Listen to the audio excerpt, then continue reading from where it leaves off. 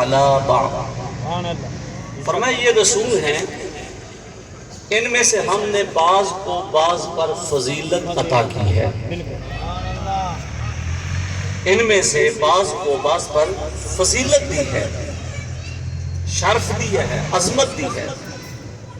منہم من کلم اللہ، کوئی تو وہ ہے کہ جس کو ہم نے ہم کلامی کا شرف عطا فرمایا ہے۔ سبحان اللہ۔ اور وہ کون ہے؟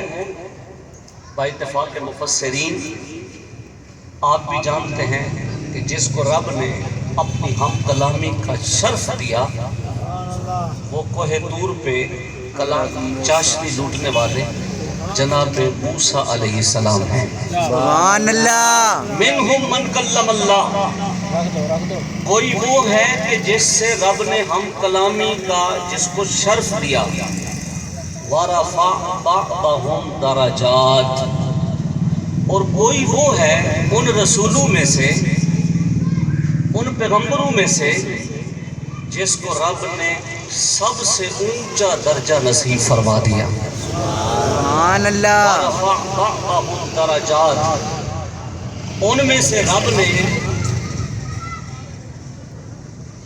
کسی ایک کا سب سے اونچا درجہ فرمایا، اور وہ کون ہیں؟ ہم کلامی کا شرف پانے والے کو جناب کلیم کہا جاتا ہے، اور سب سے اونچا درجہ پانے والے کو جناب حبیب کہا جاتا ہے۔ سبحان اللہ۔ اور وہ حبیب کریم آپ کے اور میرے پاک پیغمبر ہیں۔ اللہ تعالیٰ نے بعض مخلوق کو بعض پر فضیلت دی ہے،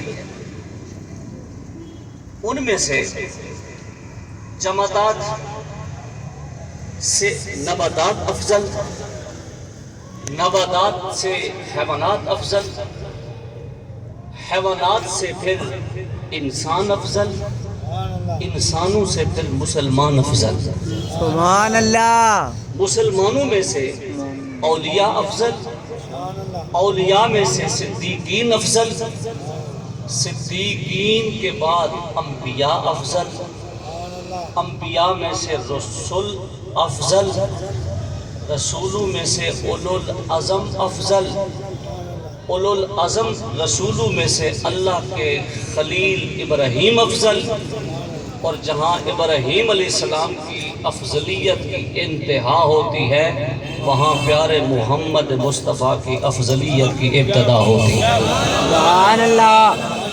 وَرَفَعَ بَعْضَهُمْ دَرَجَاتٍ، کچھ وہ ہیں کہ جن کے ہم نے درجے بلند کر دیے۔ اسی لیے میرے اور آپ کے امام الشاہ احمد رضا خان بولے سب سے اعلیٰ و اعلیٰ ہمارا نبی، سب سے اولیٰ و اعلیٰ ہمارا نبی۔ سارے مل کے کہیں گے تو پھر ہماری گفتگو شروع ہوگی نا۔ سب سے اعلیٰ و اعلیٰ ہمارا نبی، سب سے بالا و اعلیٰ ہمارا نبی۔ سبحان اللہ۔ بس میں کونین میں انبیاء تاجدار، تاجدار، بس میں کونین میں انبیاء و تاج، انبیاء تاجدار، تاجداروں کا آقا ہمارا نبی۔ ہمارا نبی، سب سے اولیٰ و اعلیٰ ہمارا نبی، ہمارا نبی۔ نعرہ تکبیر، اللہ اکبر، نعرہ رسالت، یا رسول نعرہ اللہ، خلافت، حق چاریا، نعرہ حیدری، یا علی، نعرہ غوثیہ، یا غوثیہ، سرکار کی آمد، مرحبا، مختار کی آمد، مٹھار کی آمد، مختار کی آمد، مدنی کی آمد، مکی کی آمد، جشن عید میلاد النبی۔ اعلیٰ حضرت نے یہ ویسے بات نہیں کی، اور اعلیٰ حضرت علیہ الرحمہ عشق و محبت میں سانس لیتے ہیں، قلم اٹھاتے ہیں، جب بھی کوئی شعر کہتے ہیں پیچھے یا تو قرآن کی دلیل ہوتی ہے یا پھر حدیث صحیح موجود ہوتی ہے۔ سبحان اللہ۔ خلق سے اولیاء، اولیاء سے رسول، اور خلق سے اولیاء، اولیاء سے رسول، اور رسولوں سے اعلیٰ ہمارا نبی۔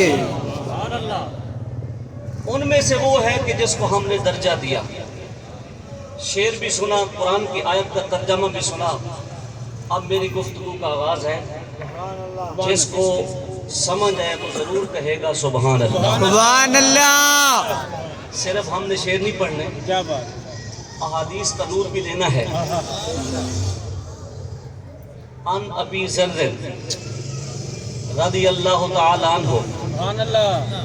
قال قلت یا رسول اللہ صلی اللہ علیہ وسلم کیف علمت انک نبی حتی استیقنت. اللہ. کیا بات. آپ کہیں گے نا سبحان اللہ. سبحان اللہ. کہ ہمارے اوپر الزام ہے کہ یہ صرف شعری پڑھتے ہیں. آج اس الزام کو دھو دیتے ہیں. سنن دارمی کی روایت عن ابی ذر رضی اللہ تعالی عنہ قال قلت یا رسول اللہ صلی اللہ علیہ وسلم کیف علمت انک نبی حتی استیقنت. فقال یا ابا ذر اتانی ملکان وانا ببعض بطحاء مکہ. سبحان اللہ. اللہ اکبر. ترجمہ بعد میں کروں گا، پہلے رسول اللہ کے لفظوں کی برکت ہم سمیٹ لیں. سبحان اللہ. میرے مصطفیٰ کریم کے لبوں سے جو لفظ نکلے ہیں ان لفظوں کی بھی اپنی برکت ہے، ان کے معانی اور مفاہیم و مطالب کی بھی اپنی برکت ہے، اور پھر جو ان پر عمل کرتا ہے یا عقیدہ بنا لیتا ہے اس کی پھر علیحدہ برکت ہوتی ہے. سبحان اللہ. حضرت ابو ذر غفاری کہتے ہیں میں نے عرض کی ایک دن اے کملی والے آقا یا رسول اللہ صلی اللہ علیہ وسلم یہ تو ارشاد فرمائیں کیف علمت انک نبی. پہلی کوئی علامت نبوت کی دلیل، کوئی علامت نشانی جو سب سے پہلے آپ کو دکھائی گئی وہ کون سی تھی؟ حتی استیقنت، حتیٰ کہ آپ کے دل میں یقین کی کیفیت پیدا ہو گئی. لیکن یہاں میں وضاحت کرتا چلوں، ابتدائے نبوت کی علامتوں کے بارے میں میرے نبی علیہ السلام کی کئی احادیث ہیں. ان احادیث میں سے 3 حدیثیں آپ کے سامنے رکھنا چاہتا ہوں. پہلی جو روایت ہے حضرت ابو ہریرہ سے، سوال کرتے ہیں یا رسول اللہ متا وجبت لک النبوہ. حضور یہ تو بتائیے کہ آپ کے لیے نبوت کب واجب ہو گئی، کب ثابت ہوئی، آپ کب سے نبی ہیں؟ میرے نبی نے وضاحت ارشاد فرمائی ابو ہریرہ میں اس وقت بھی نبی تھا جب آدم روح اور جسم کی درمیانی کیفیت سے گزر رہے تھے. سبحان اللہ. میں اس وقت بھی نبی تھا. دوسری روایت حضرت ابو امامہ الباہلی سے، یہ کہتے ہیں میں نے ایک دن حضور کی خدمت میں عرض کی یا رسول اللہ آپ کی نبوت کی ابتدا پہلا معاملہ کب سے شروع ہوا؟ میرے مصطفیٰ نے حضرت ابو امامہ باہلی کو جواب دیا. آپ سرکار نے فرمایا ابو امامہ باہلی انا دعوت ابراہیم و بشارت عیسیٰ، میں ابراہیم کی وہ دعا ہوں کہ جب باپ بیٹا مل کر کے خانہ کعبہ کی تعمیر سے فارغ ہوئے دونوں نے دست بدعا کر کے رب کی بارگاہ میں التجا کی مالک ہم نے تیرا گھر بنا دیا، اب اس گھر کو کوئی بسانے والا بھی بھیج دے. سبحان اللہ. ہم نے اس کو بنا دیا، اب اس کو آباد کرنے والا بھیج دے. ربنا وابعث فیہم رسولا. آپ نے فرمایا اے ابو امامہ انا دعوت ابراہیم، میں ابراہیم کی مانگی ہوئی دعا ہوں. وبشارت عیسیٰ، میں جناب عیسیٰ کی بشارت ہوں، خوشخبری ہوں جو انہوں نے اپنی امت کو عطا کی تھی. وَمُبَشِّرًا بِرَسُولٍ يَأْتِي مِن بَعْدِ اسْمُهُ أَحْمَدَ. سبحان اللہ. اے میری حواریوں، میری امت کے لوگوں، میں اس لیے آیا ہوں میں تمہیں اس نبی کے بارے میں بتاتا ہوں جس کا نام احمد ہوگا. سبحان اللہ. خوشخبری دیتا ہوں. اور میرے نبی نے فرمایا میں بشارت عیسیٰ ہوں، اور آگے فرمایا میں اپنی ماں کا وہ خواب ہوں جو میری ماں نے خواب دیکھا تھا اور فرمایا جب مجھے جنم دیا تھا، جب میں اپنی ماں کے پیٹ سے بطن سے باہر آیا، میری ماں نے خواب دیکھا، اضاءت لہ قصور الشام، شام کے محلات میرے نور کی وجہ سے میری ماں کو اپنی آنکھوں سے نظر آ گئے تھے۔ دوسری حدیث، اب تیسری حدیث جناب ابو ذر غفاری سے۔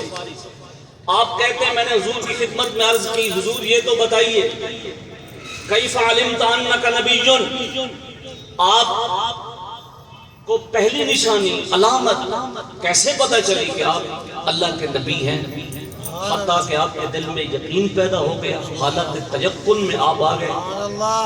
اب سنیں، جناب ابو ذر غفاری نے سوال کیا لیکن ہمارے کئی مسائل حل فرما دی، سبحان اللہ، ہمارے عقیدے کو صفائی ستھرائی پاکیزگی عطا کی۔ قربان جائیں ان صحابہ پر، ان کو جس سوال کی ضرورت بھی نہیں ہوتی تھی وہ سوال کرتے تھے، مصطفیٰ جواب دیتے تھے، بعد میں آنے والوں کے کئی مسائل حل ہو جاتے تھے۔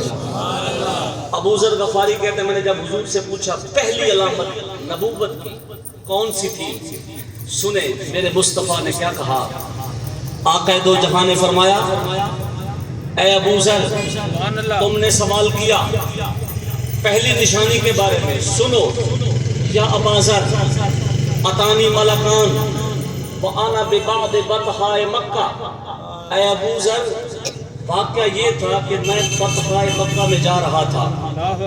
بطحاء کہتے ہیں وہ وادی جو دو پہاڑوں کے درمیان ہو، چھوٹے چھوٹے سنگریزے ہوں، پتھریلی زمین ہو، اس کو بطحاء کہتے ہیں۔ اے ابو ذر میں بطحاء مکہ میں وادی میں جا رہا تھا، میرے پاس دو فرشتے آئے، میرے پاس دو فرشتے آئے، آسمان سے اترے۔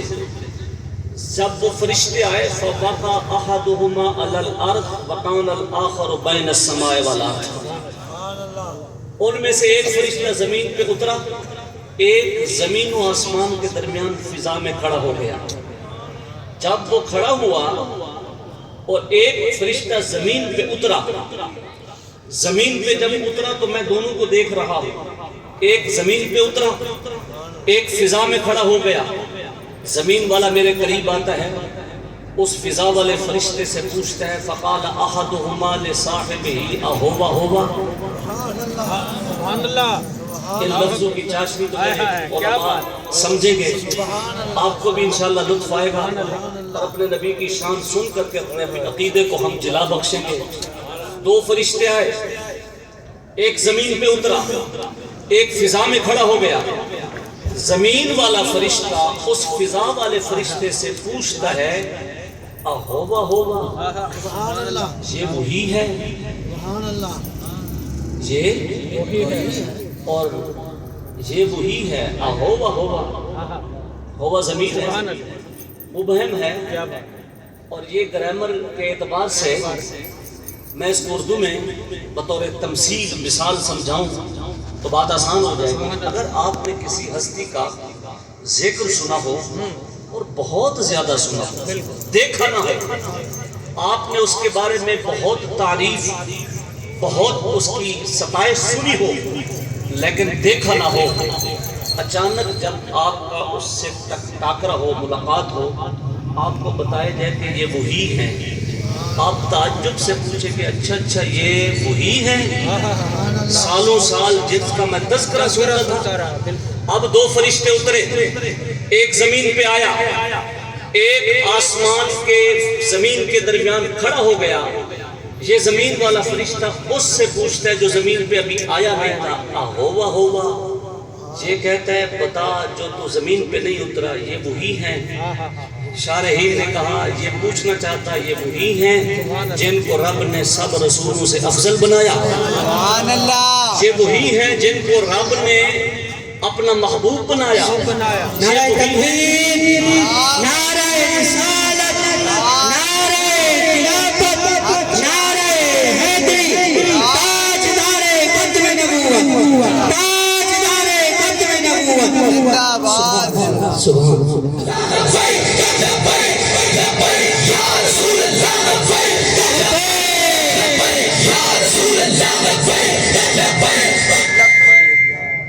اب وہ فضا والے فرشتے سے یہ زمین والا فرشتہ پوچھتا ہے اہوا ہوا، یہ تو بتا یہ وہی ہے؟ بتانا یہ چاہتا تھا یہ فرشتہ یہ وہی ہے کہ جس رب نے اپنا رب ہونا بھی اس کے لیے ظاہر فرمایا تھا، سبحان اللہ، جس کی اتباع کو رب نے اپنی محبت بنایا، اہوا ہوا یہ وہی ہے؟ قال نعم، فضا والا فرشتہ اس کو کہتا ہے جی یہ وہی ہے۔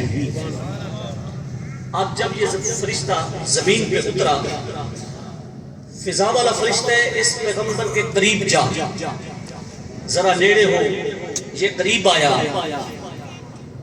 جب قریب ہوا تو فضا والا فرشتہ جو ہوا میں معلق ہے اور رب نے فرشتوں کو یہ طاقت دی ہے بغیر سہارے کے، وہ نوری مخلوق ہے، کھڑے ہو سکتے ہیں، وہ رکا ہوا ہے، اسے یہ کہتا ہے آگے بڑھ۔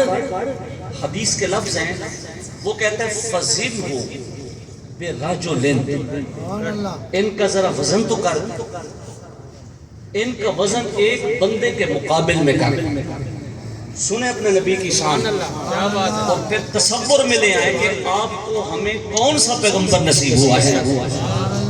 یہ فرشتہ فضا والا اس زمین والے کو کہتا ہے فَزِنْهُ بِرَجُلٍ، اس پیغمبر کا وزن کرو، ان کو کسی ایک آدمی کے مقابل میں تولو، وزن کرو۔ اب سیاق و سباق اس کا ذہن میں رہے۔ ابو ذر سوال کر رہے ہیں مصطفیٰ کریم سے کہ یا رسول اللہ آپ کو کیسے پتہ چلا؟ پہلی کوئی علامت، دلیل، نشانی جس سے آپ کو پتہ چلا ہو کہ آپ اللہ کے پیغمبر ہیں؟ حالانکہ پیغمبر پہلے تھے، کوئی نشانی جو دکھائی گئی تھی وہ کون سی تھی؟ میرے مصطفیٰ نے فرمایا ابو ذر میں بطحہ مکہ میں تھا، دو فرشتے آئے، ایک فضا میں کھڑا ہو گیا، ایک زمین پہ اترا، یہ اسے کہتا ہے یہ وہی ہیں، وہ کہتا ہے نعم یہ وہی ہیں۔ فضا والا فرشتہ ان کو کہتا ہے آگے بڑھ، ایک ترازو لے جا، ان کا وزن کر ایک بندے کے مقابل میں۔ ابو ذر میرا وزن کیا گیا، میں منظر دیکھ رہا ہوں، مجھے تولا جا رہا ہے، فرشتہ وزن کر رہا ہے، ایک بندے کے مقابل میں میرا وزن کیا گیا۔ جب وزن کیا گیا فَوْزِنْتُ بِهِ، میرا وزن زیادہ نکل آیا، میرا وزن زیادہ نکلا۔ جب وزن میرا زیادہ ہو گیا، اب وہ فضا والا فرشتہ اسے کہتے ہیں تو نے ایک بندے کے مقابل میں ان کا وزن کیا، وزن ان کا زیادہ نکلا، ایسا کر فَزِنْهُ بِعَشْرَةِ رَجُلٍ، ایسا کر کے 10 بندوں کے مقابل میں ان کا وزن کر۔ ایک طرف 10 آدمی اور ایک طرف ان اکیلے کو پھر وزن کر۔ ابو ذر میں جا رہا تھا، میرا وزن ایک کے مقابل میں کیا گیا، وزن میرا زیادہ آیا۔ جب اس نے کہا 10 کے مقابل میں کر، فَوْزِنْتُ بِهِمْ فَرَجَحْتُهُمْ، تو میں جب 10 کے مقابل میں وزن کیا گیا تو وزن پھر بھی میرا زیادہ تھا۔ سبحان اللہ، اگر پیچھے والے بھی کہیں سبحان اللہ، سبحان اللہ، میں ذہنی مناسبت بنا لوں گا کہ مصطفیٰ کریم کی شان حدیث صحیح کی روشنی میں کیا ہے۔ آپ فرماتا ہے ابو ذر میرا ایک بندے کے مقابل میں وزن کیا گیا، وزن میرا زیادہ تھا۔ جب اس نے کہا 10 کے مقابل میں وزن کر، وزن میرا زیادہ تھا۔ اب فضا والا فرشتہ اس فرشتے کو کہتا ہے فَزِنْهُ بِمِئَةِ رَجُلٍ، ایسا کر اب 100 ایک پلڑے میں رکھ، ایک پلڑے میں بٹھا اور ایک پلڑے میں اکیلے محمد مصطفیٰ کو بٹھا، پھر وزن کر۔ اے ابو ذر میرا 100 کے مقابل میں جب وزن کیا گیا فَوْزِنْتُ بِهِمْ فَرَجَحْتُهُمْ، وزن پھر بھی میں اکیلے کا زیادہ تھا۔ سبحان اللہ، جب میرا وزن زیادہ تھا، اب فضا والا فرشتہ بات آگے بڑھاتا ہے، کہتا ہے کھڑ، رک جا، ٹھہر، تو نے ایک کے مقابل میں وزن کیا، وزن ان کا زیادہ تھا، تو نے 10 کے مقابل میں وزن کیا، وزن ان کا زیادہ تھا، تو نے 100 ایک پلڑے میں بٹھایا، وزن ان کا زیادہ تھا۔ ابو ذر میں منظر اپنی آنکھوں سے دیکھ رہا ہوں، میں بطحہ مکہ میں جا رہا ہوں، اکیلا ہوں، یہ 2 فرشتے ہیں یا میں ہوں، میرا وزن کیا جا رہا ہے، وزن 100 سے بھی میرا زیادہ نکلا۔ پھر فضا والا فرشتہ اس کو کہتا ہے اب رک، ایسا کر فَزِنْهُ بِأَلْفِ رَجُلٍ، اب ایسا کر کے 1000 کے مقابل میں ان کو تول، وزن کر، پھر دیکھ کہ وزن کس کا زیادہ نکلتا ہے۔ مصطفیٰ کریم فرماتا ہے ابو ذر میں جا رہا تھا، میرا وزن جب 1000 کے مقابل میں ہوا نا، پھر ہوا کیا؟ حدیث کے لفظ ہے فَوْزِنْتُ بِهِمْ فَرَجَحْتُهُمْ، 1000 کے مقابل میں بھی وزن محمد کا زیادہ تھا۔ اب حدیث کے جو اگلے لفظ ہیں وہ چاشنی اور برکت کے لیے سنیں۔ میرے مصطفیٰ نے فرمایا، آپ سرکار نے فرمایا ابو ذر جب 1000 کے مقابل میں بھی میرا وزن زیادہ ہو گیا، اب ذرا کیفیت یہ تھی کأنی انظر الیہم ینتفرون علی من خفت المیزان۔ ابو ذر ہوا یہ کہ جب ایک پلڑے میں 1000 رکھا گیا اور ایک پلڑے میں مجھ اکیلے کو بٹھایا گیا، وہ 1000 والا پلڑا اتنا ہلکا خفیف ہوا، میں جب بیٹھا تو وہ یوں اچھلا جیسے کوئی ہلکا خفیف اچھلتا ہے۔ کأنی انظر الیہم ینتصرون، میں دیکھ رہا تھا کہ کہیں ہلکے ہونے کی وجہ سے میرے اوپر گر ہی نہ جائے۔ ینتظرون الی من خفت المیزان، میرے اوپر ہلکا ہونے کی وجہ سے گر ہی نہ جائے۔ جب 1000 کے مقابل میں ابو ذر میرا وزن زیادہ نکلا، اب فضا والا فرشتہ اس فرشتے کو کہتا ہے نہ کر وزن، وزن ان کا کیا جاتا ہے جو صرف بشر ہوں، یہ محمد صرف بشر نہیں ہے، ہم نے اس کو نور بنا کے بھیجا ہے۔ سبحان اللہ، یا رسول اللہ، اکچار یار یا علی، یا علی، کہا اس کا وزن نہ کر، وزن اس کا کیا جاتا ہے جو صرف بشر ہو، یہ محمد صرف بشر نہیں ہے، ہم نے اس کو نور بنا کے بھیجا، اپنی طرف سے برہان بنا کے بھیجا، اپنی طرف سے اس کو دلیل بنا کے بھیجا، اور اس کو ہم نے رحمت للعالمین بنا کے بھیجا۔ سبحان اللہ۔ فرشتہ کیا کہتا ہے لو وزنتہ بامتہ لراجحھا، وہ کہتے ہیں اگر اس کا وزن پوری مخلوق سے بھی کرے پھر بھی وزن ان کا ہی زیادہ نکلے گا، تو ان کا وزن نہ کر۔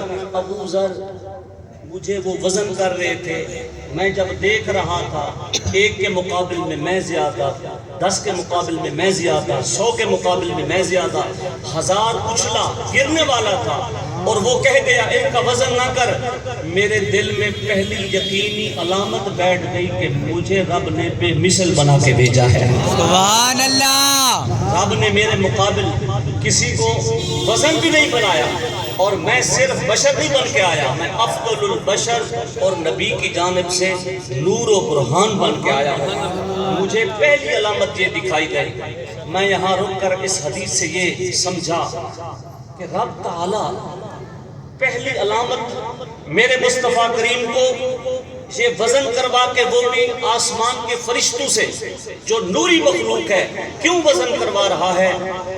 کیا ضرورت تھی اس پہلی علامت دکھانے کی؟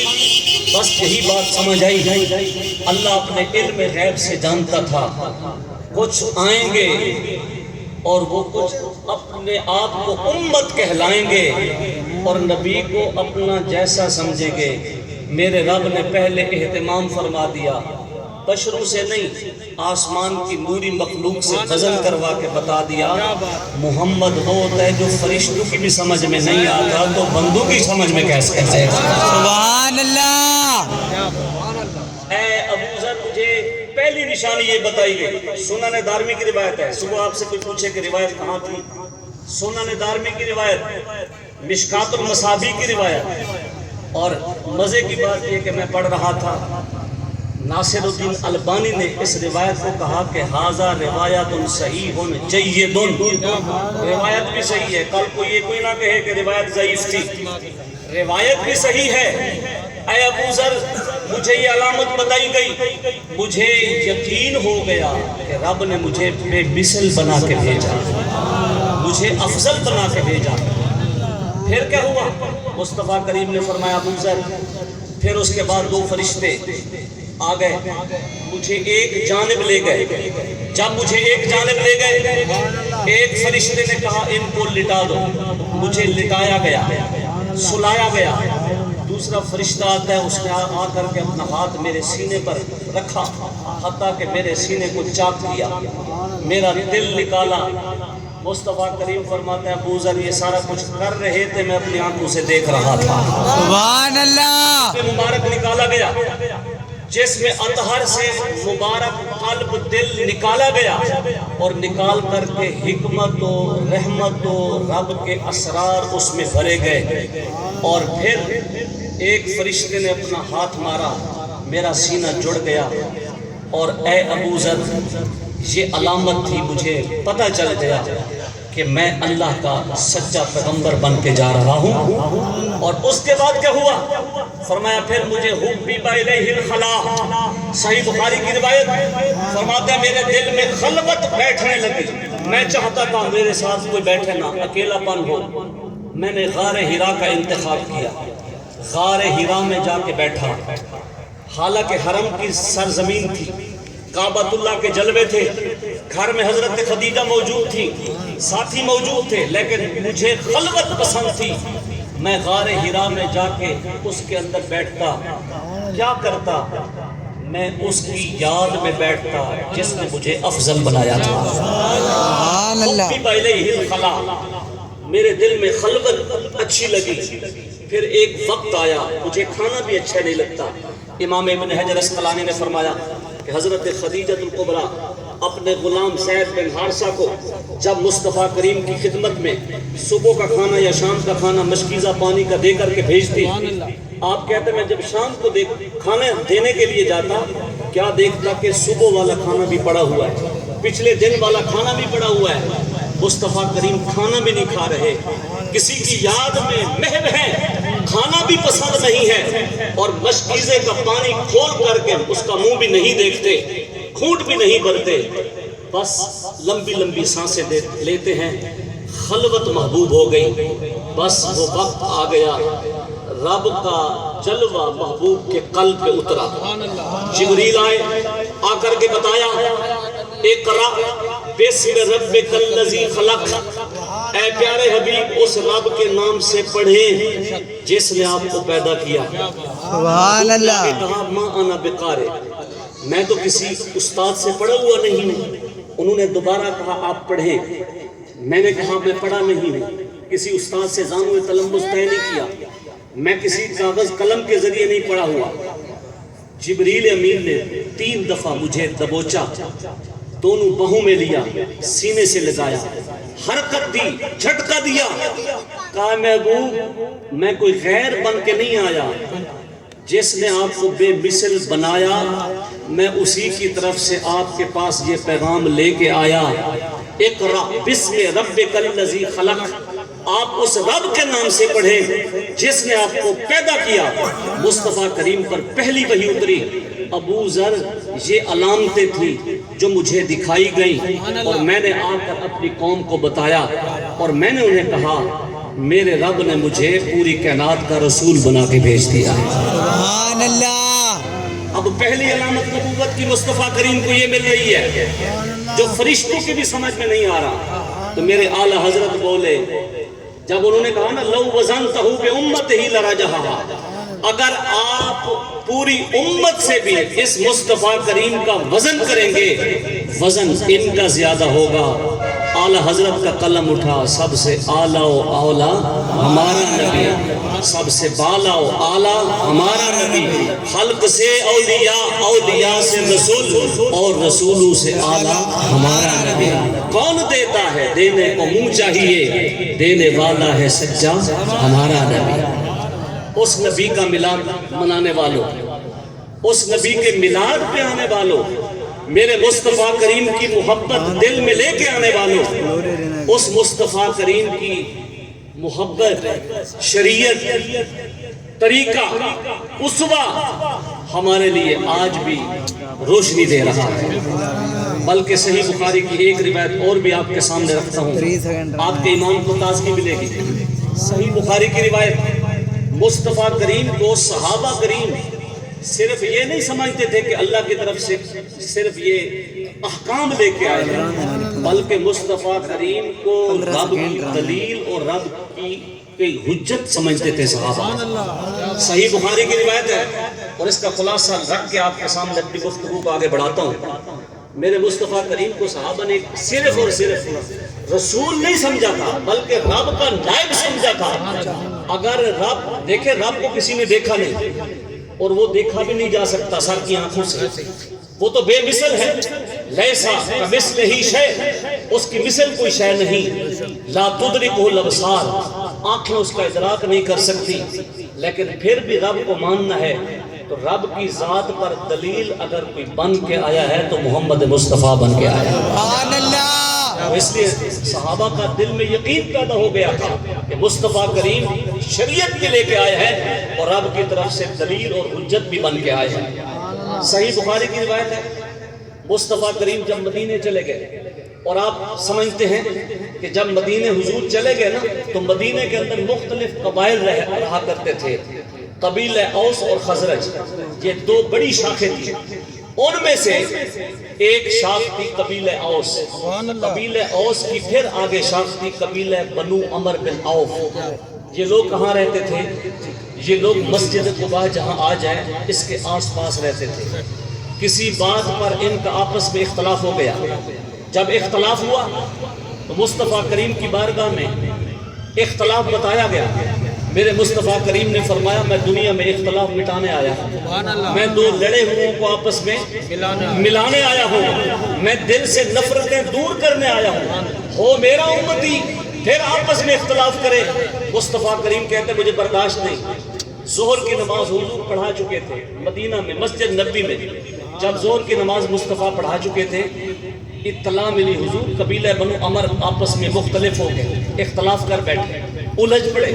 میرے مصطفیٰ کریم نے حضرت بلال کو فرمایا اے بلال، چند ساتھیوں کو لے کر میں قبیلہ بنو عمر بن عوف کے پاس جا رہا ہوں، پیچھے اگر نماز عصر کا وقت ہو جائے، وقت پر اذان بھی دے دی جائے، وقت پر نماز بھی پڑھا دی جائے، سبحان اللہ، آ گیا تو مصلی امامت پر خود میں کھڑے ہو کر کے نماز پڑھوں گا، اگر میں نہ آیا تو میری عدم موجودگی میں میرے ابو بکر کو کہنا کہ وہ لوگوں کو نماز پڑھا دے۔ سبحان اللہ، ابو بکر کو کہنا نماز پڑھا دے۔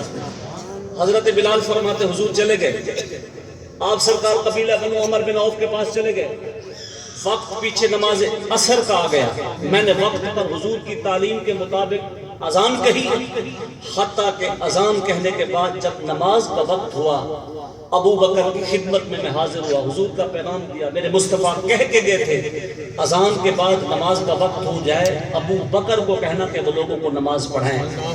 کہتے ہیں کہ جب حضور کی پیغام ابو بکر کو پہنچایا، ابو بکر نے کہا حضور کا پیغام سر آنکھوں پہ، تکبیر پڑھو، مصلی پہ کھڑے ہو کر کے نماز پڑھاتا ہوں۔ اتفاق ایسا میرے مصطفیٰ جب ان قبیلوں کے مابین صلح کروانے گئے تو جب وہ حضور کو اپنے درمیان پاتے ہیں اپنے سارے جھگڑے بھول جاتے ہیں۔ سبحان اللہ، ایسا فیصلہ کرنے والا ہمارے درمیان آ جائے اور پھر بھی ہم آپس میں اختلاف کریں، دونوں آپس میں مل بیٹھے، کہا حضور آ گئے، ہم نے سب جھگڑے ختم کر دیے۔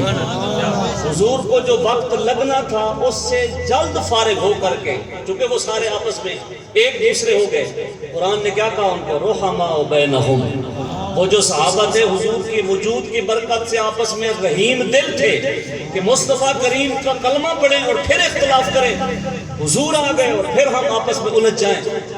انہوں نے جلدی جلدی صلح کی، حضور کا وقت بچ گیا۔ ادھر ابو بکر مصلی پہ کھڑا ہو گیا، بلال نے اذان کہی، تکبیر کہی، صفیں بن گئی، ابو بکر مصلی پہ کھڑا ہو گیا۔ مصطفیٰ کریم ادھر نماز شروع ہوئی، نماز عصر، ظہر پڑھا کے گئے تھے، عصر کی نماز شروع ہوئی، میرے مصطفیٰ کریم بنو عمر بن عوف کی صلح کرا کے جلدی فارغ ہو کر کے آ گئے۔ جب مسجد میں مین گیٹ سے اندر تشریف لائے، دیکھا صحابہ صفیں بنا کے کھڑے ہیں، ابو بکر کے اقتداء میں نماز پڑھ رہے ہیں۔ میرے مصطفیٰ جب مین دروازے سے اندر تشریف لائے، کیا دیکھتے ہیں؟ صحابہ کھڑے ہیں، سبحان اللہ، رخ قبلہ کی جانب ہے اور مصطفیٰ کریم پیچھے سے آئے ہیں، صحابہ نے جو صفیں بنائی ہوئی تھی صفیں توڑنا شروع کر دی. سبحان اللہ. عقیدہ دیکھیں، صفیں توڑنا شروع کر دی. کیسے پتہ چلا صحابہ کو پیچھے مصطفیٰ آئے ہیں جبکہ چہرے ان کے قبلہ کی جانب تھے؟ میں اس حدیث سے یہ سمجھا میرے مصطفیٰ کریم کے بدن کی خوشبو مسجد نبوی میں پھیل گئی. سبحان اللہ. صحابہ سمجھ گئے کہ یہ جو بھینی بھینی خوشبو آ رہی ہے، یہ جو مہک آ رہی ہے، لگتا ہے کہ آپ تشریف لا چکے ہیں. صفیں توڑنا شروع کی. میرے مصطفیٰ پچھلی صف کو کراس کر کے اگلی صف میں گئے. اگلی صف والوں نے بھی صف ختم کر دی، توڑ دی، حتیٰ کہ اگلی صف میں کھڑے ہوئے. چلتے چلتے امام کی پچھلی صف میں میرے مصطفیٰ کریم کھڑے ہو گئے. ابو بکر لوگوں کو نماز پڑھا رہے ہیں. صحیح بخاری کے لفظ ہی ہیں، ابو بکر کی حالت یہ ہوتی تھی وَقَانَ ابو بکر لا یلتفت فی صلاتہ. ابو بکر اپنی نماز کے اندر بڑی خشوع خضوع کے ساتھ نماز پڑھتے تھے اور ادھر ادھر کوئی توجہ نہیں ہوتی تھی، بس اللہ کی بارگاہ میں خشوع خضوع کے ساتھ لا یلتفت فی صلاتہ، ادھر ادھر بالکل توجہ نہیں کرتے تھے. لیکن صحابہ جو پیچھے تھے جنہوں نے صفیں توڑی تھی، ان کی خواہش تھی کہ جیسے ہم نے رسول کو جگہ دی، پیغمبر کو آگے آنا دیا، کاش کہ ابو بکر بھی پیچھے آ جاتا اور حضور آگے چلے جاتے. ابو بکر کی تو حالت یہ تھی کہ وہ توجہ نہیں کرتے، خشوع خضوع سے نماز پڑھاتے. صحابہ پچھلے بے چین ہوئے. اب صحیح بخاری کے لفظ کیا ہیں، کیا کیا انہوں نے، کیا عمل کیا؟ فَصَفَّقَ النَّاسِ، دایاں ہاتھ کو بایاں ہاتھ کی پشت پر مارنا شروع کیا. اور اس سے ہم کیا کہتے ہیں کہ یہ تالی بج رہی ہے. ویسے تو ایک سیدھی تالی ہوتی ہے نا، تالی. اور فَصَفَّقَ النَّاسِ، دایاں ہاتھ کی اندرونی حصے کو بایاں ہاتھ کی پشت پہ تصفیق، عربی میں اس کو کہتے ہیں، تصفیق شروع کی. ابو بکر پھر بھی نماز میں خشوع ہے، خضوع ہے، قرات ہے. قرات کے اندر معنی اور مفہوم اور اس کے ترجمے میں گم ہے. فلما اکثر الناس التصفیق، لوگوں نے پھر مزید بلند آواز کر دی. ابو بکر کو بتانا چاہ رہے تھے تم نماز پڑھ رہے ہو، پیچھے مصطفیٰ کریم آئے ہوئے ہیں. تم مصلی پہ کھڑے ہو، پیچھے مصطفیٰ آئے ہوئے ہیں. جب تصفیق بلند ہوئی، آواز گونجی، آواز کا شور ابو بکر کی طرف ہوا. فالتفت، ابو بکر نے تھوڑا سا چہرہ گھما کے پیچھے دیکھا. نمازیوں یہ نماز ہو رہی ہے. سبحان اللہ. کن لوگوں کی نماز ہو رہی ہے؟ یہ صحابہ کی نماز ہو رہی ہے. نماز بھی اچھی، روزہ بھی اچھا، حج بھی اچھا، لیکن سب کچھ اچھا ہے، مصطفیٰ کریم کے بغیر کوئی عبادت اچھی نہیں ہے. نماز ہو رہی ہے، مصطفیٰ کریم کو پلٹ کے تھوڑا سا فالتفت. ابو بکر نے جب پلٹ کے دیکھا، کیا دیکھتا ہے کہ میرے مصطفیٰ کریم پیچھے ہیں. ابو بکر ورجع القہقری، پچھلے پاؤں الٹے پاؤں پیچھے پلٹا، اپنی جگہ چھوڑی، مصلی چھوڑا. میرے مصطفیٰ نے فرمایا یا ابا بکر انمکس مکانک. مصطفیٰ کریم نے فرمایا ابو بکر، اشارہ کیا اپنی جگہ پہ کھڑے رہو، کھڑے رہو. گویا کہ ابو بکر کو مصلی پر کھڑے ہو کر کے میرے مصطفیٰ بتانا چاہتے تھے میرے بعد اگر میرا جان نشین بنے گا تو ابو بکر بنے گا. اپنی جگہ پہ کھڑے رہو. ابو بکر بھی تو باادب صحابی تھا نا. جب مصطفیٰ کریم نے فرمایا یا ابا بکر انمکس مکانک، اپنی جگہ پہ کھڑے رہو، نماز پڑھو. ابو بکر پھر بھی پیچھے الٹے پاؤں پلٹا، رجع القہقری، پیچھے پلٹا. ابو بکر نے کیا کیا؟ فاشار بیدی وحمد اللہ، دونوں ہاتھ کھڑے کر دیے. پتا یہ رہا تھا جہاں مصطفیٰ آ جائیں ابو بکر کی مجال نہیں ہے. دونوں ہاتھ کھڑے کر دیے، اللہ کی حمد و ثنا کی، رب تعالیٰ کی تعریف کی. میرے مصطفیٰ نے پھر اشارہ کیا کھڑے رہو. ابو بکر پھر واپس پلٹا، حتیٰ کہ جب پیچھے آیا میرے مصطفیٰ کریم آگے بڑھے، نماز پڑھائی.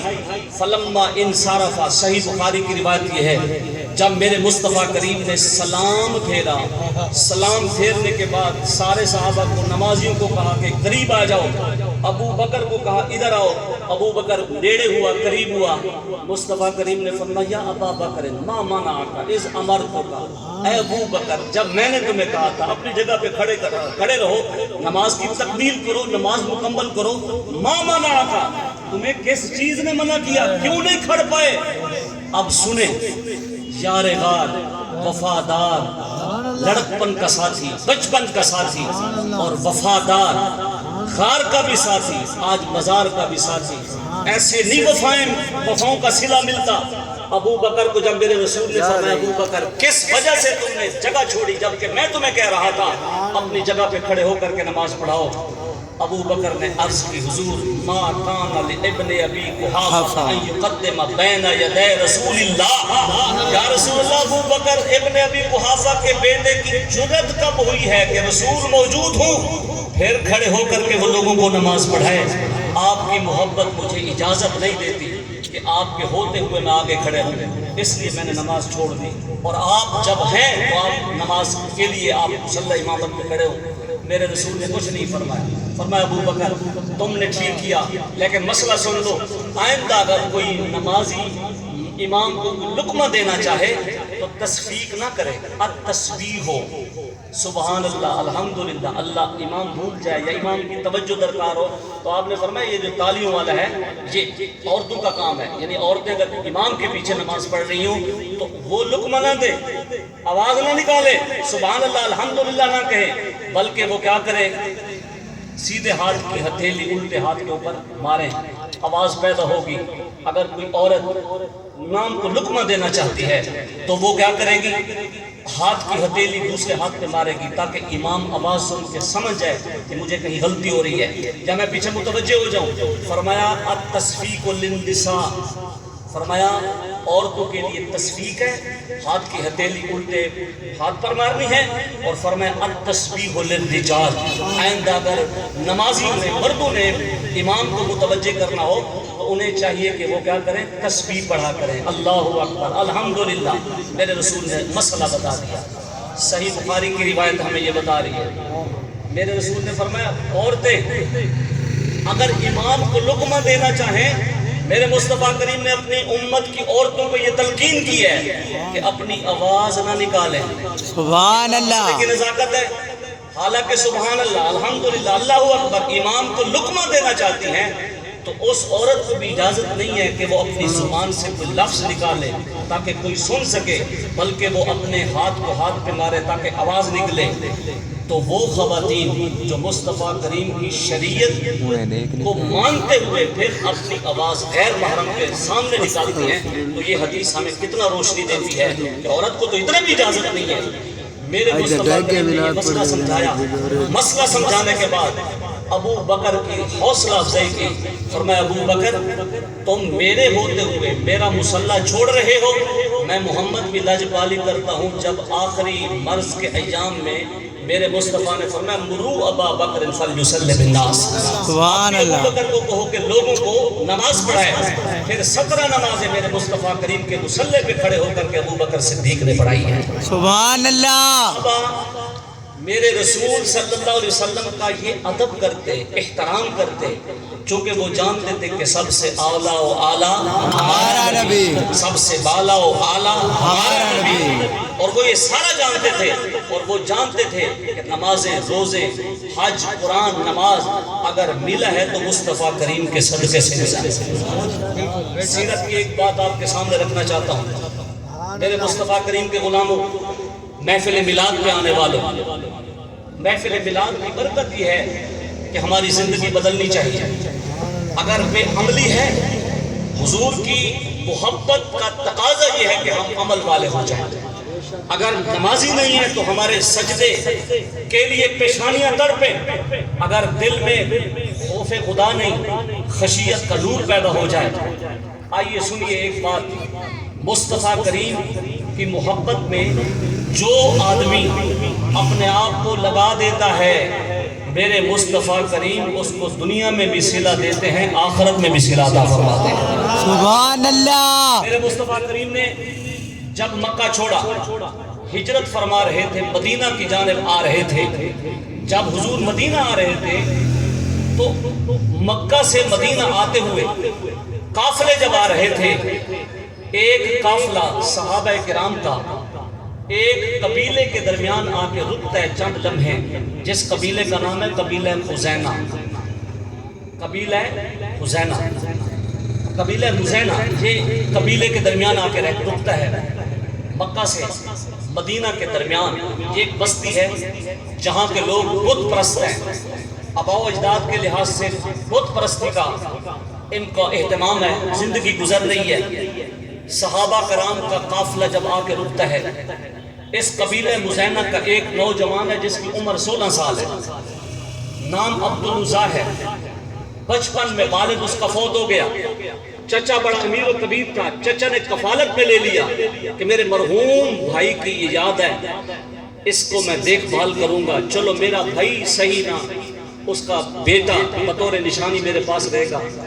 بڑے ناز و نعمت سے اس کو پالتا رہا، حتیٰ کہ جب قافلہ مہاجرین کا اس بستی میں آ کے رکتا ہے، 16 سال کا عبدالعزا صحابہ کے قافلے کے پاس جا کے بیٹھتا ہے. جب ان کی شکلیں دیکھتا ہے، ان کے چہرے دیکھتا ہے، اس کا دل ازلی سعادت سے بہرہ مند تھا. دل گواہی دیتا ہے کہ کسی صحبت یافتہ آدمی کی صحبت میں رہنے والے لوگ ہیں. صحابہ کرام کو پوچھتے ہیں کہاں سے آ رہے ہیں؟ صحابہ اسے بتاتے ہیں کہ ہم مکہ سے آ رہے ہیں. کہاں جا رہے ہیں؟ یثرب جا رہے ہیں. کوئی بندہ اپنا علاقہ نہیں چھوڑتا، تم کیوں علاقہ چھوڑ کے جا رہے ہو؟ صحابہ کہتے ہیں اس کے سوال کے جواب میں، واقعی کوئی بندہ اپنا وطن نہیں چھوڑتا، علاقہ نہیں چھوڑتا. ہم اپنا علاقہ مکہ چھوڑ کے اس لیے جا رہے ہیں کہ ہمارے محمد مصطفیٰ مکہ چھوڑ کے مدینے جا رہے ہیں. سبحان ہجرت اللہ. ختم ہو گیا. جب حضور کا نام یہ سنتا ہے، حضور کا جب نام سنتا ہے تو اس کے دل میں حضور کی چاشنی نام کی پیدا ہو جاتی ہے. حضور کا تعارف پوچھتا ہے کہ وہ کون ہے. صحابہ اس کو بتاتے ہیں کہ وہ ہمارے امام الانبیاء ہیں، رسول خدا ہیں، ان پر قرآن اترا ہے. جب قرآن کی بات آتی ہے، عبدالعزا ان کو کہتا ہے آپ ایسا کرو کہ جو آپ کے نبی پر قرآن اترا ہے اس کا کچھ حصہ مجھے سنا سکتے ہو؟ تو صحابہ کہتے ہیں ہاں، میرے مصطفیٰ کریم نے ہمیں سورہ فاتحہ پڑھائی ہے، وہ سنا دیں.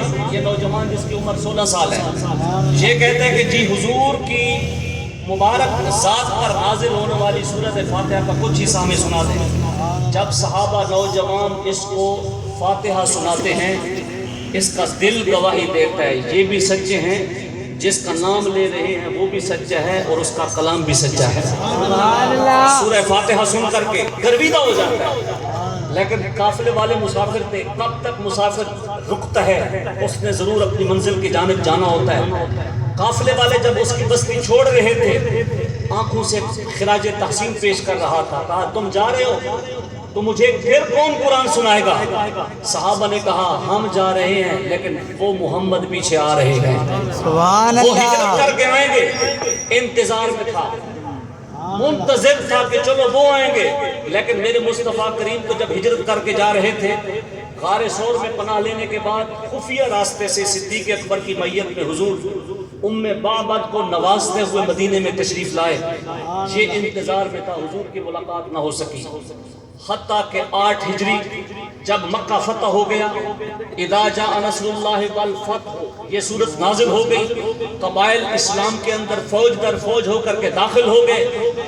یہ مجبور ہو کر کے ایک دن اپنے چچا سے کہتا ہے چچا میں نے بڑا انتظار کیا کہ تو بھی اسلام میں داخل ہو جائے گا. اب تو قریش سارے اسلام میں چلے گئے، جو دشمنیاں کرتے تھے وہ بھی اس پیغمبر کے امتی بن گئے. اور سورہ اذا جاء نصر اللہ بھی نازل ہو چکی ہے. چچا میں تم سے اجازت چاہتا ہوں، میں تم سے مشورہ یہ کرتا ہوں کہ میں بھی اس نبی پر ایمان لے آتا ہوں، چچا تم بھی اس نبی پر ایمان لے آتا. سبحان اللہ. جب یہ سنتا ہے چچا کہتا ہے بھتیجے کو بھتیجا تجھے اس ایمان کی دعوت کس نے دی؟ یہ کہتا ہے کہ مجھے کسی نے نہیں دی. ایک دفعہ قافلہ آیا تھا، چند لمحے وہ ہمارے مہمان بنے تھے، انہوں نے قرآن کی ایک سورت سنائی تھی. جب سے میں نے سنی ہے دل گواہی دیتا ہے کہ یہ بھی سچے ہیں، ان کا نبی بھی سچا ہے.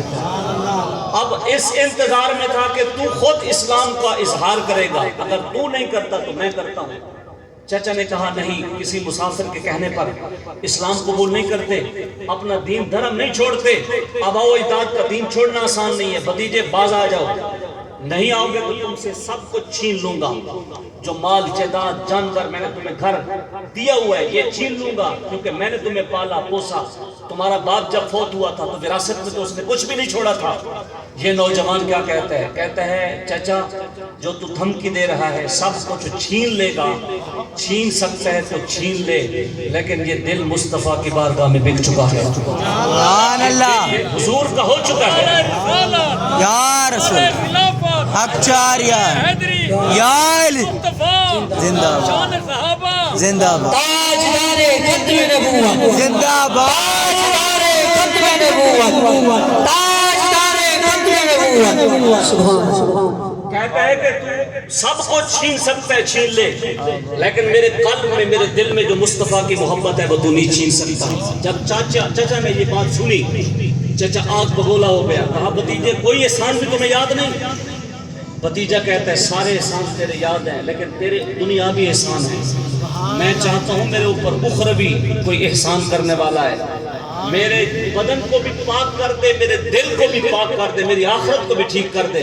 اور میں نے وہ چاشنی وہ قرآن میں دیکھی ہے، چچا نے جو دھمکی دی تھی اس عبدالعزیٰ کو، جس کی عمر 16-17 سال کا جوانی چڑھتا ہوا جوان ہے، ابھی عالم شباب کے آغاز کا یہ شروع کر رہا ہے، آغاز کر رہا ہے، جب چچا نے دھمکی دی اور دھمکی پر عمل کیا، حتیٰ کہ سب کو چھین دیا، شاید کہ یہ واپس پلٹ آئے، لیکن جو شراب محبت ایک دفعہ پی لیتا ہے پھر یہ شراب اس سے چھڑوائی نہیں جا سکتی، یہ تن من دھن سب کچھ قربان کر سکتا ہے، لیکن مصطفیٰ کریم علیہ السلام کی جو دل میں محبت پیدا ہو گئی وہ نہیں جا سکتی۔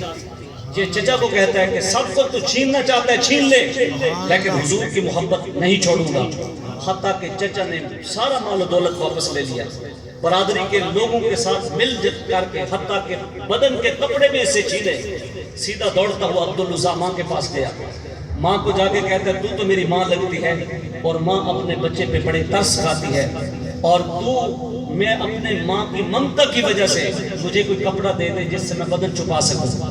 ماں نے اپنے دوپٹے کے طور پر ایک موٹی چادر پہنی ہوئی تھی، 2 ٹکڑے کر کے اس بچے کو دے دیا، کہا ایک اوپر باندھ لو اور ایک نیچے ازار پر تہبند بنا لو، جاؤ لیکن گھر چھوڑ کے چلے جاؤ، کیونکہ پوری برادری تمہارے خلاف ہے اور تمہارا چچا بھی خلاف ہے۔ یہ عبدالعزیٰ نامی نوجوان گھر سے باہر ہو کر کے کھڑا ہو جاتا ہے، اس کو نہیں معلوم کہ وہ جو قافلے والے آئے تھے ان کا ٹھکانہ کہاں ہے، وہ تو چند لمحے بیٹھ کر کے قرآن کی ایک سورت سنا کے گئے تھے اور قرآن کا فیض دے کے گئے تھے، لیکن یہ سوچتے ہیں کہ وہ گئے اس جانب تھے، جس جانب گئے تھے اس جانب کو یثرب کہتے ہیں، اس کو مدینہ کہتے ہیں۔ یہ مدینہ کا رخ کر کے انجانا سفر شروع کر دیتا ہے، چلتے چلتے چلتے جب شام ہوتی ہے مدینے کی آبادی کے قریب پہنچتا ہے، جب مدینے کی آبادی کے قریب پہنچا عشاء کی نماز ہو چکی ہے۔ میرے مصطفیٰ کریم کی عادت تھی کہ جب نماز عشاء ہو جاتی تھی تو حضور فوراً نماز عشاء پڑھنے کے بعد اپنے حجرہ مبارکہ میں تشریف لے جاتے اور پھر فجر کی نماز میں یا پھر تہجد کے لیے تشریف لاتے۔ میرے مصطفیٰ کریم گھر میں چلے گئے، عشاء کی نماز ہو چکی ہے، یہ مدینے میں آ کر مسجد نبی کا پتہ پوچھ کر کے اصحاب صفہ، وہ جو صفہ کے چبوترے میں بیٹھ کر کے صحابہ آپس میں درس و تدریس کرتے، ان سے آ کے پوچھتا ہے میں اس نبی کا دیوانہ بن کے آیا ہوں، اس کی زیارت ہو سکتی ہے، ملاقات ہو سکتی ہے؟ صحابہ نے کہا ہاں ہمارے کریم آقا تو گھر میں تشریف لے جا چکے ہیں، اب تو وہ فجر کی نماز پہ آئیں گے، انتظار کرنا پڑے گا۔ یہ دیوار جو مسجد نبی کی کچی دیوار تھی اس سے اپنی ٹیک لگا کے بیٹھ جاتا ہے اور بیٹھ کر کے انتظار کرتا ہے، تھکا ہوا تھا سفر کا، کبھی آنکھ کھلتی ہے اور کبھی آنکھ بند ہوتی ہے، کبھی نیند اور اونگ آ جاتی ہے، کبھی اٹھ کے بیٹھ جاتا ہے، اپنوں کی جدائی، اپنوں کی بے وفائی اور اپنوں کی بے رخی سے یاد آتی ہے، پھر دل میں تمنا اور تڑپ پیدا ہوتی ہے کہ اپنوں کو تو چھوڑ آیا ہوں، اس نبی کا جب چہرہ دیکھوں گا تو آنکھوں کا کیسا منظر نصیب ہوگا، کیسے دل کو برداشت کر پاؤں گا۔ کبھی اٹھتا ہے، کبھی بیٹھتا ہے، کبھی ٹیک لگاتا ہے، کبھی سو جاتا ہے، کبھی جو ہے وہ اونگ میں آتا ہے، کبھی بیدار ہو کے بیٹھتا ہے۔ اور اسی رات میں کشمکش میں رات گزری. صبح فجر کی نماز کے لیے حضرت بلال نے اذان دی. صحابہ کرام اٹھے، کوزے بھرے، وضو کر رہے ہیں. اس کو وضو کا تو طریقہ نہیں آتا، اسلام تو اس نے سیکھا ہی نہیں ہے. بس سورہ فاتحہ سنی تھی، اسلام کی بس خوشبو اس کے دل میں تھی، وضو کا طریقہ نہیں آتا. اصحاب صفہ جب وضو کر رہے تھے، ان کو دیکھ دیکھ کے کبھی چہرہ دھوتا ہے، کبھی بازو دھوتا ہے، کبھی پاؤں پہ ہاتھ مارتا ہے، دیکھ دیکھ کے وضو کرتا ہے. جب وضو کرنے کے بعد صحابہ کو صف بستہ دیکھا تو ایک کونے میں جا کے بیٹھ گیا.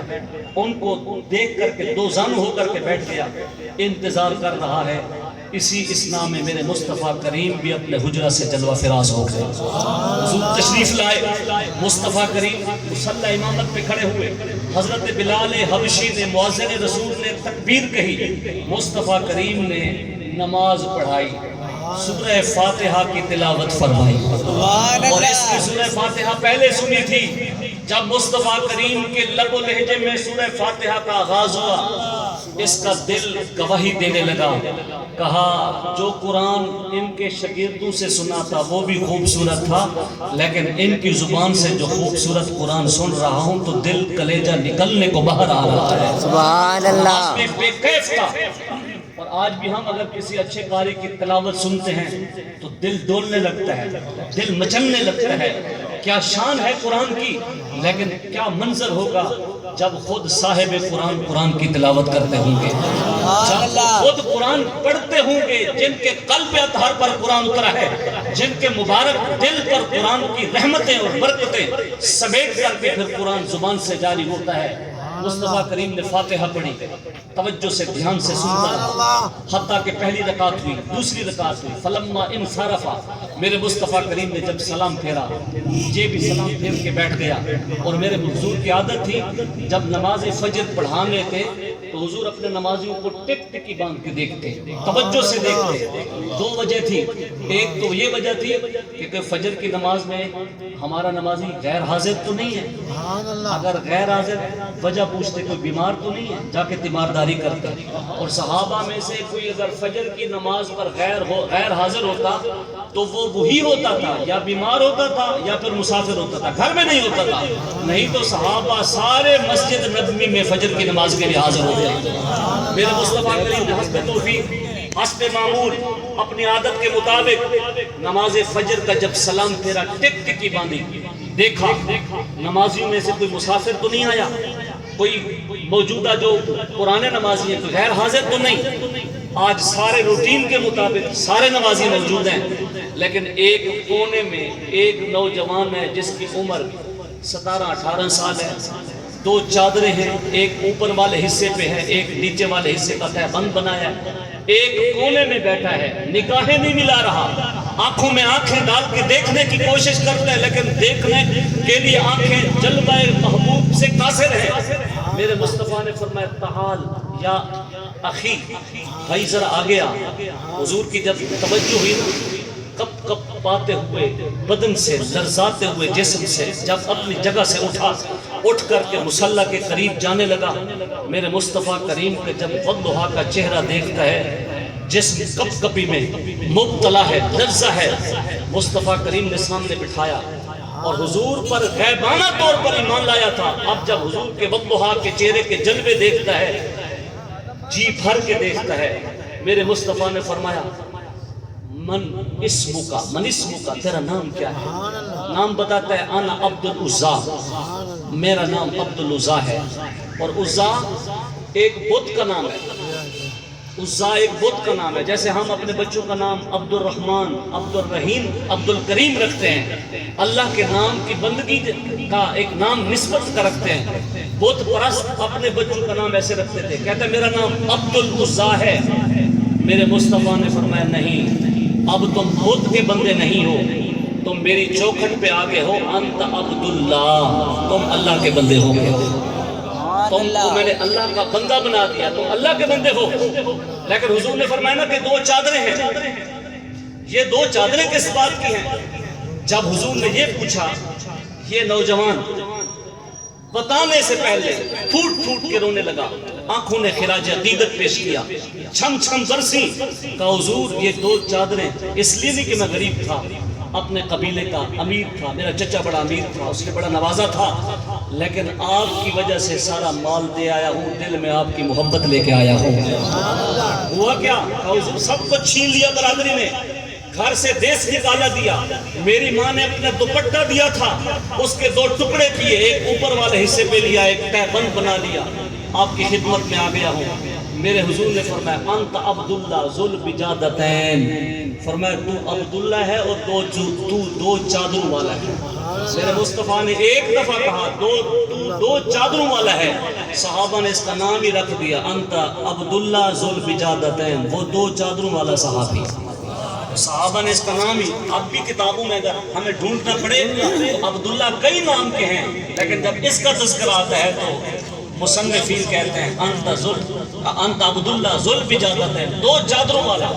میرے مصطفیٰ کریم نے ساتھ بٹھایا، کہا کوئی بات نہیں، اگر انہوں نے چھوڑ دیا میں محمد نہ تمہیں دنیا میں چھوڑوں گا، نہ حشر میں چھوڑوں گا، نہ قبر میں چھوڑوں گا۔ سبحان اللہ، گھبرانے کی ضرورت نہیں، میرے ساتھ مل جا۔ اور حضور نے اس کو تلقین کی، فرمایا اے عبداللہ ذو البجادتین فلتزم بابی، میرے دروازے کو لازم پکڑنا۔ حضور فرماتے جب جہاں جس مجلس میں بیٹھا ہوں میں بیٹھا ہوں تو بھی وہاں آ کے بیٹھنا، اور اگر میں گھر چلا جاؤں تو میرے دروازے کے قریب آ کے بیٹھنا، کیونکہ جاتے ہوئے جب جاؤں سب سے آخری دیدار تمہیں ہو، جب گھر سے آتے ہوئے آؤں تو میرا چہرہ سب سے پہلے تو دیکھے۔ اپنوں کی جدائی ذرا پھولنے لگی، دل سنبھلنے لگا، آنکھیں دید سے جو ہے وہ سیراب ہونے لگی، اور دل تسکین کی طرف بڑھنے لگا۔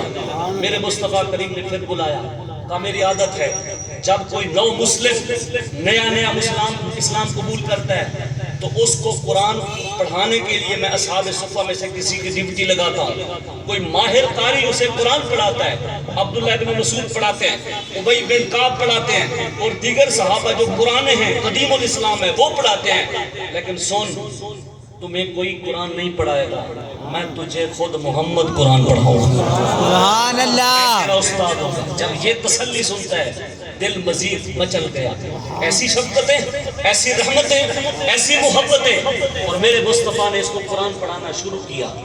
آج اگر کوئی اچھے قاری کا پڑھا ہوا ہو، لوگ حوالہ دیتے ہیں کہ فلاں اچھے استاد کا پڑھا ہوا ہے، اس کا استاد بڑا کامل تھا، یہ بھی صحابہ کے مابین بیٹھ کے کہتا ہوگا تجھے بڑے بڑے صحابہ پڑھاتے ہیں، میں وہ ہوں کہ جن کو خود محمد قرآن پڑھاتے ہیں۔ سبحان اللہ۔ پڑھنا شروع ہوا، 17-18 سال کی عمر ہے، حضور کے پاس بیٹھ کر کے قرآن سیکھتا ہے، قرآن پڑھتا ہے، اور کتابوں میں لکھا ہے وَقَانَ رَجُلًا سَيِّدًا۔ کچھ لوگوں کی عادت ہوتی ہے کہ وہ بولے بھی صحیح نا، دھیما بھی بولے تو آواز قدرتی طور پر نہ چاہتے ہوئے بھی بلند ہو جاتی ہے، پھر بتانا پڑتا ہے کہ میں سن رہا ہوں آپ ایسا بولیں، ان کی مجبوری ہوتی ہے، نہ چاہتے ہوئے بھی آواز بلند ہوتی ہے، ان کی بھی کچھ ایسا معاملہ تھا۔ وَقَانَ رَجُلًا سَيِّدًا، آواز قدر بلند تھی۔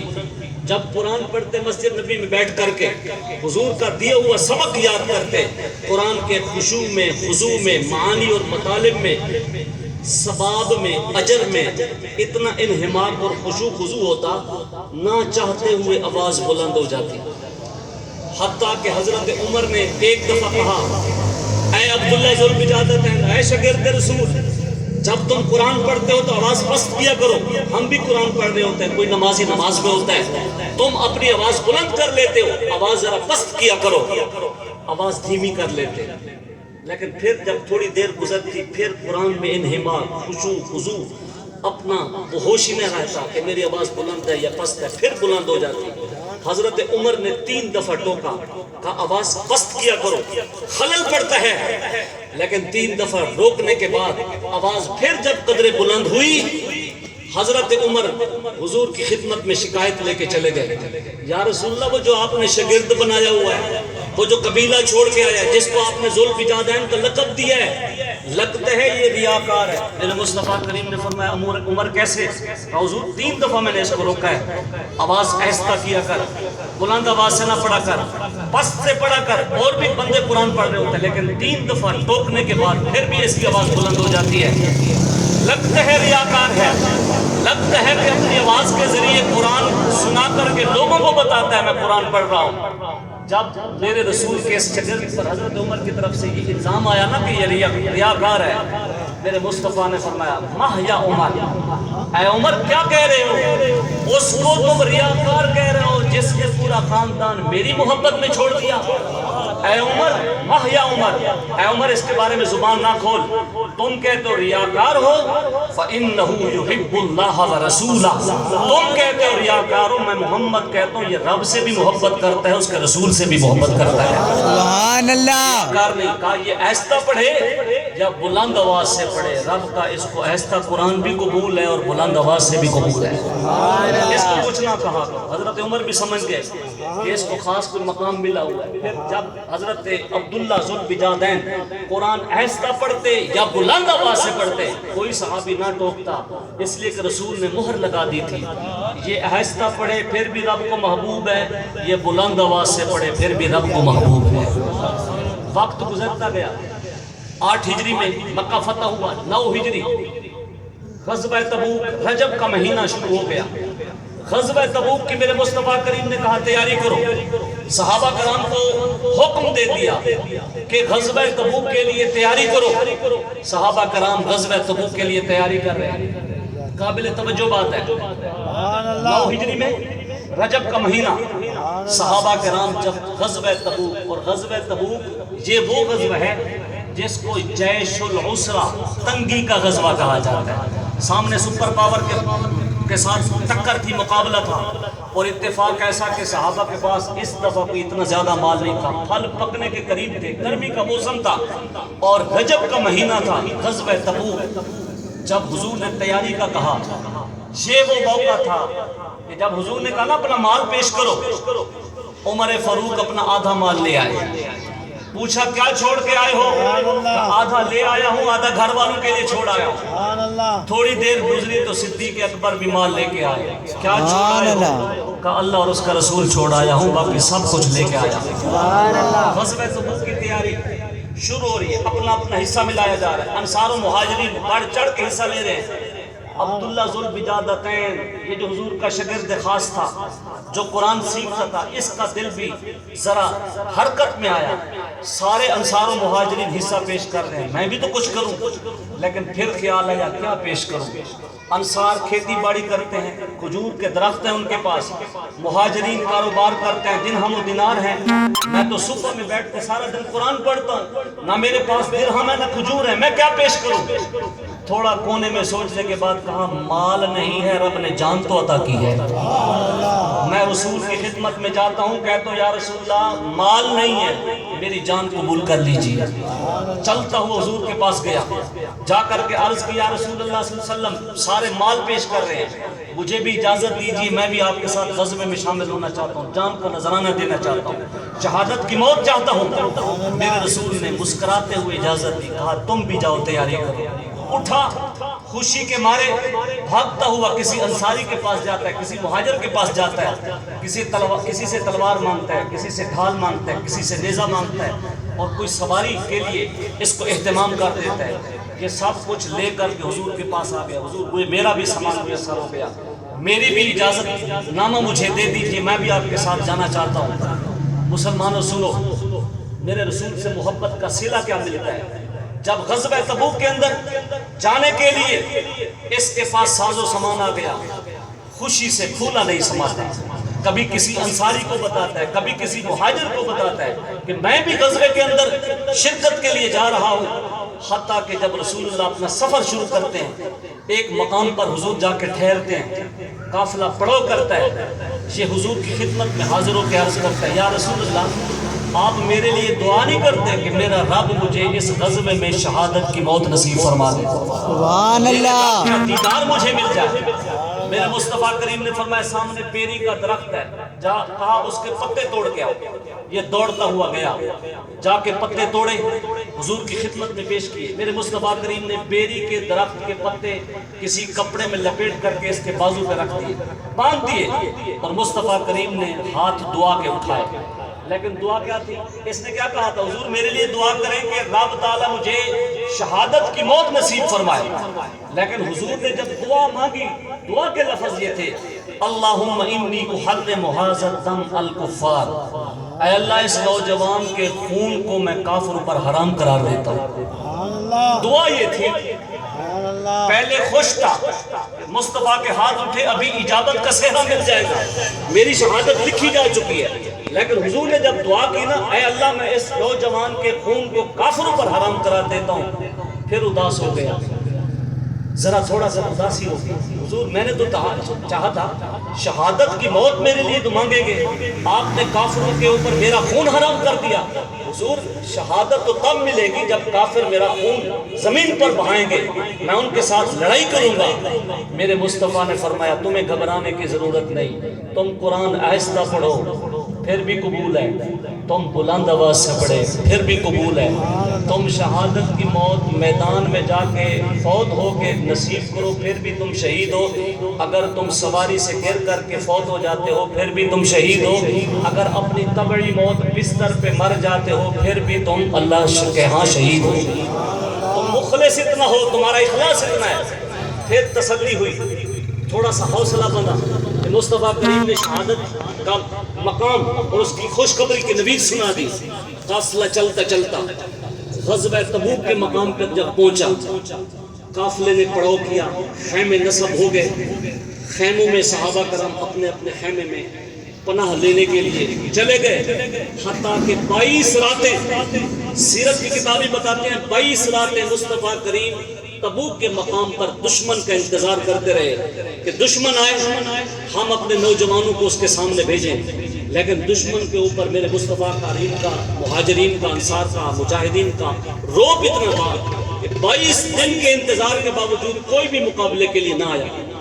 رب کی قدرت ایسی، 22 دن جب گزرے، یہ عبداللہ ذوالفجادین شاگرد رسول، خاص رسول اللہ سے قرآن پڑھنے والا، شہادت کا جذبہ لے کے آنے والا، اپنے خاندان کو چھوڑ کے آنے والا، جب تبوک کے مقام پر یہ 22 راتیں گزارتا ہے، اس کو شدت کا بخار ہو جاتا ہے، طبیعت بگڑ جاتی ہے، ڈھال ہو جاتی ہے، کمزوری اتنا ہو جاتی ہے، مختلف جو ہے وہ آپ سرکار نے اس کا علاج و معالجہ کروایا، لیکن طبیعت سنبھلی نہ، حتیٰ کہ بخار اتنا شدت کا ہوا، اس کے لیے وہ بخار جان لیوا ثابت ہوا، حتیٰ کہ بستر علالت پہ پڑا ہے، مصطفیٰ کریم کو حسرت کی نگاہوں سے دیکھتا ہے، یا رسول اللہ مجھے شہادت ملے گی؟ میرے مصطفیٰ نے فرمایا تم اگر بستر پہ بھی مر گئے، رب تمہیں تبوک کے شہیدوں میں اٹھائے گا، تمہیں تبوک کے شہیدوں میں زندہ کرے گا، کوئی گھبرانے کی ضرورت نہیں۔ قدرت خدا ایسا کہ بستر پر لیٹے لیٹے اس نے اپنی جان آفری کے سپرد کر دی، سانس کی مالا ٹوٹ گئی، حتیٰ کہ جان جسم سے جدا ہو گئی، روح اور جسم کا تعلق ختم ہو گیا، موت واقع ہو گئی۔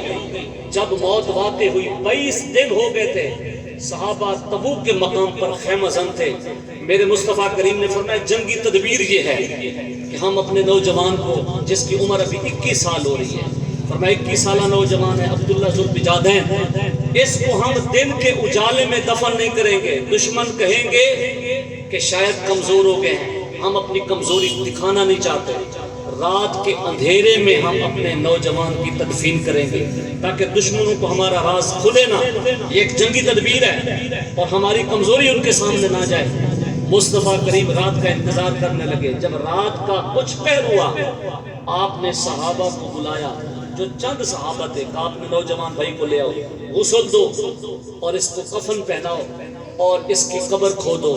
مصطفیٰ کریم قبر کھدوا کے اس نوجوان کو جب قبر کے سرانے لے جاتے ہیں، اس حدیث کے راوی عبداللہ ابن مسعود کیا فرماتے ہیں، میں نے جب اپنے خیمے کا پردہ سرکایا تو میں کیا دیکھتا ہوں کہ مجھے دور سے چراغ جلتا ہوا دکھائی دے رہا ہے، میں نے جب چراغ دیکھا تو میں نے کہا رات کے اندھیرے میں حالت جنگ میں روشنی کس چیز کی ہے؟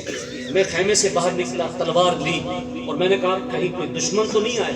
میں کیا دیکھتا ہوں، چلتا چلتا اس روشنی کی طرف بڑھتا ہوں، کیا دیکھتا ہوں کہ بلال حبشی نے چراغ پکڑا ہوا ہے، میرے مصطفیٰ کریم اس نوجوان کی قبر میں خود اترے ہوئے ہیں، لحد میں اترے ہیں۔ ابو بکر اور حضرت عمر اس نوجوان کو اپنے ہاتھوں میں پکڑ کے کھڑے ہیں اور مصطفیٰ کریم فرماتے ہیں یا ابا بکر یا عمر اضل یاکما اخاکما، اے ابو بکر اے عمر اپنے بھائی کو اپنے ہاتھوں سے مصطفیٰ کے ہاتھوں میں دو۔ عبداللہ ابن مسعود کہتے ہیں میں نے اپنے قدم تیز کر لیے، جب قریب پہنچا میں نے یہ منظر اپنی آنکھوں سے دیکھا کہ ادھر ابو بکر عمر کے ہاتھوں سے نکلتا ہوا مصطفیٰ کریم کے ہاتھوں سے ہوتا ہوا لحد میں جا رہا ہے۔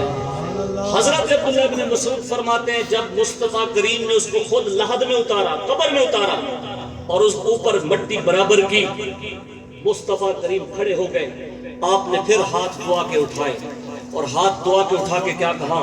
اللہم امسیت عنہ راضیا فرض عنہ، اے اللہ اس نوجوان سے جس نے اپنا سب کچھ چھوڑا میں محمد راضی ہوں، تو بھی راضی ہو جا، میں اس پر راضی ہوں، دل سے راضی ہوں، اے مالک تو بھی راضی ہو جا۔ عبداللہ ابن مسعود کہتے ہیں جب قبر کی مٹی برابر ہونے کے بعد مصطفیٰ کریم کی دعا یہ ملی، میرے دل میں کبھی کوئی خیال نہیں پیدا ہویا تھا، میں نے کبھی بھی کسی شے کی تمنا نہیں کی تھی، حالانکہ میں اس نوجوان سے 15 سال پہلے قدیم الاسلام تھا، اسلام پہلے لے آ چکا تھا، 15 سال پہلے کوئی تمنا میرے دل میں پیدا نہیں ہوئی تھی، لیکن جب میں نے مصطفیٰ کریم کے ہاتھوں سے اس کو سپرد خاک ہوتا دیکھا اور مصطفیٰ کریم کو اس کی قبر پہ کھڑے ہو کر کے دعا مانگتے دیکھا، میرے دل میں یہ خیال پیدا ہوتا کاش یا لیتنی کنت صاحب اللحد، کاش آج قبر میں یہ مسافر نوجوان نہ ہوتا، آج عبداللہ ابن مسعود ہوتا کہ جس کو مصطفیٰ کریم کے ہاتھوں سے سپرد خاک کیا جا رہا ہے۔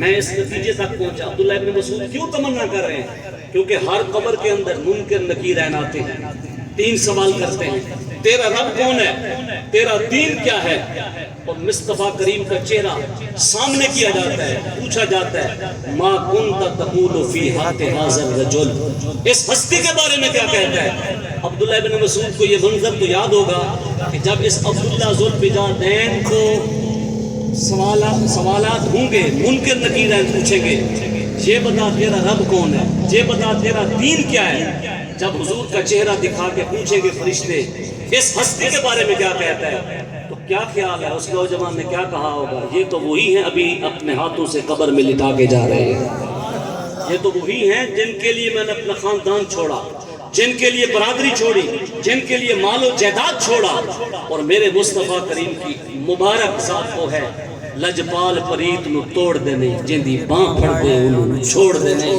میرے مصطفیٰ کریم نے وہ عزت دی، وہ تکریم عطا کی، حتیٰ کہ بڑے بڑے صحابہ بھی رش کرتے تھے، عمر بھی کہتے تھے کہ یہ شاگرد خاص ہے، عبداللہ ابن مسعود بھی کہتے تھے کاش یا لیتنی کنت صاحب ھذا اللحد، کاش کہ اس قبر کے اندر میں ہوتا، آج یہ نوجوان نہ ہوتا، مصطفیٰ کے ہاتھ نصیب ہوتے، مصطفیٰ کی دعا نصیب ہوتی اور مصطفیٰ کی رضا نصیب ہوتی۔